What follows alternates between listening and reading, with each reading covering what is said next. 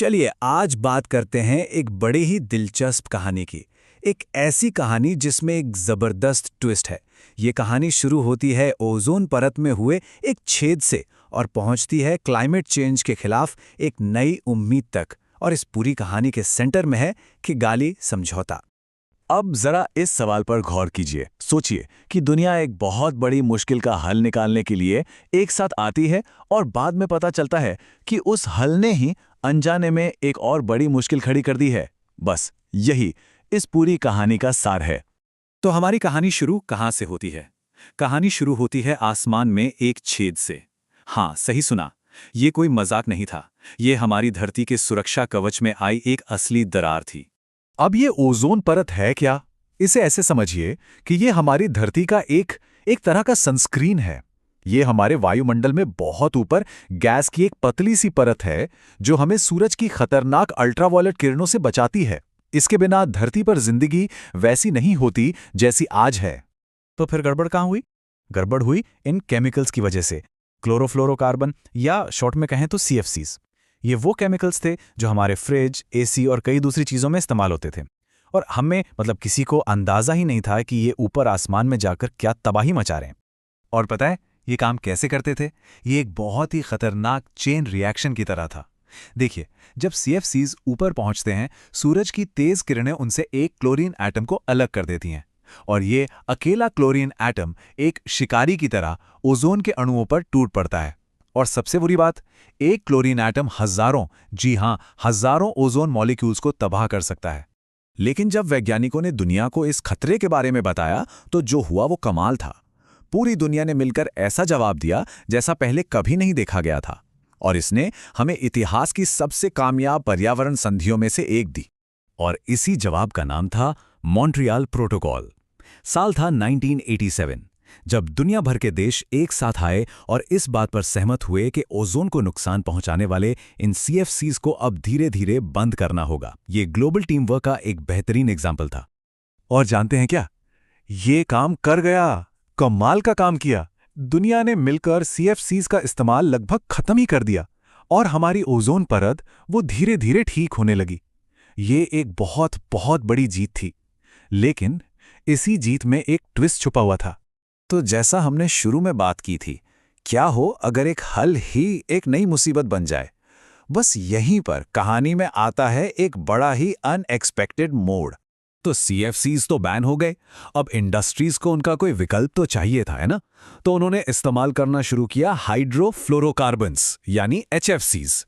ये हमारे फ्रिज और AC के लिए परफेक्ट थे और सबसे अच्छी बात, इनसे ओजोन परत को कोई खतरा नहीं था।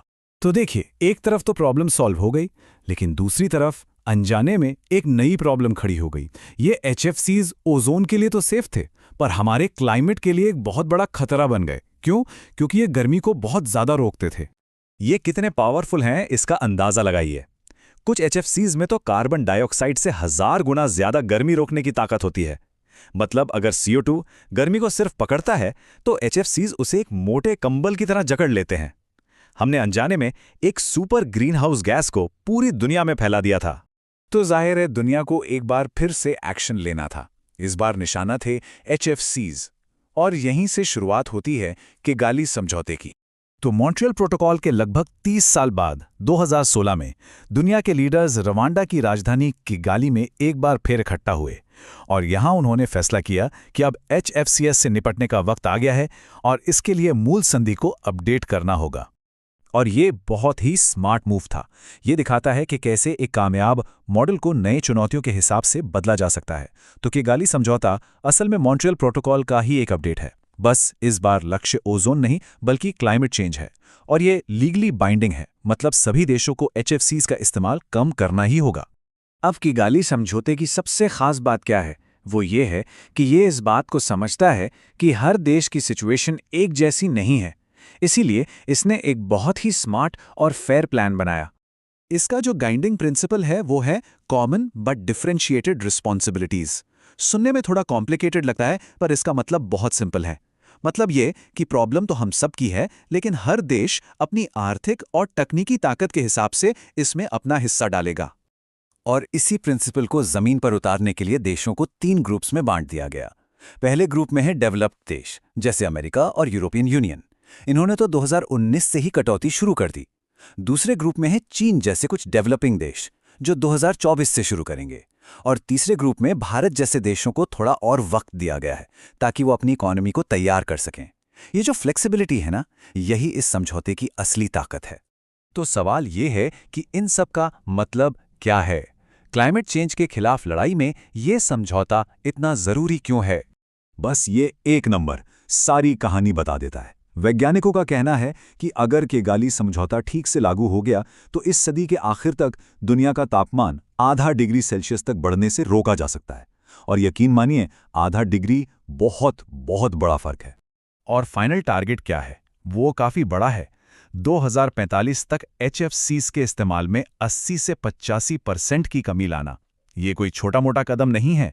ये क्लाइमेट चेंज से लड़ने के लिए उठाए गए सबसे बड़े और सबसे असरदार कदमों में से एक है।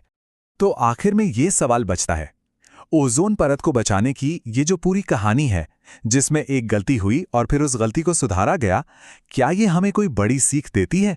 ये हमें दिखाती है कि जब पूरी दुनिया एक साथ आती है तो वो सबसे बड़े खतरों से भी लड़ सकती है। तो शायद ये कहानी सिर्फ एक कामयाबी की कहानी नहीं है, बल्कि हमारे क्लाइमेट के भविष्य के लिए उम्मीद की एक किरण भी है।